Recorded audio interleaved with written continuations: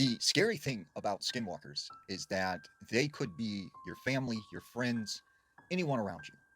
Now, this is a story I heard from a guy named Jesse. Jesse had just moved to Nashville, Tennessee, and he was pursuing this musical career. He said he got an apartment in downtown, and things were actually going pretty well for him. And he actually got a gig as a guitar player in a pretty large band in the area.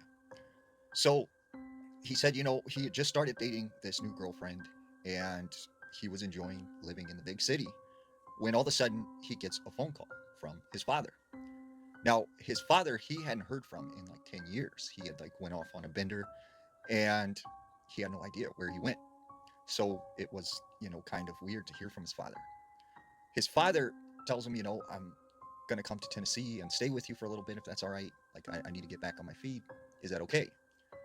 He was reluctant, but was like, okay, yeah, let's get you better and let's bring you here to Tennessee. So his father comes out and moves in with him. After about a week of living in this apartment, he decides to introduce his girlfriend to his father. The girlfriend, she comes over one night, and when she comes through the front door, she sees his father. Now, he said his father, used to wear all of this Native American jewelry and like a talisman that he believed protected him from anything negative. Well, he said immediately as his girlfriend walked in the door, she got really fidgety and nervous, and she acted like she didn't want to be there or talk to his father. And after about 10 or 15 minutes, she's like, I have to leave, I have to go. And she just walks out the door. So Jesse's kind of like, well, what's going on with her? Like, what's up? And he said, for the next couple weeks, right, she didn't want to come over to the house. She didn't want to see his father. She was acting really strange.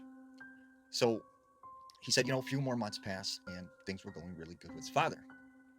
But then he started noticing that his father would go out late at night. He would be gone for the rest of the night. And in the morning, he would find his father in the living room, completely naked. And he started to suspect that maybe his father was back on something. So, he's stressed out about this, and he's stressed out about his like girlfriend acting strange. And he said, it was just like really, really hard times.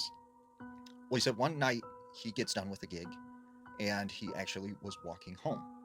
Now, at the time, Nashville had a pretty significant snowstorm, and there was no one out in the downtown area. And he said he just remembered walking down the streets, and it was eerily quiet. There was no one out. And he said that's when he seen in the alleyway next to a restaurant, there was a man standing there. And he said just something seemed off about this person, and he felt like something was about to go down. So he started to run. And he said as he took off running, this man started to chase him.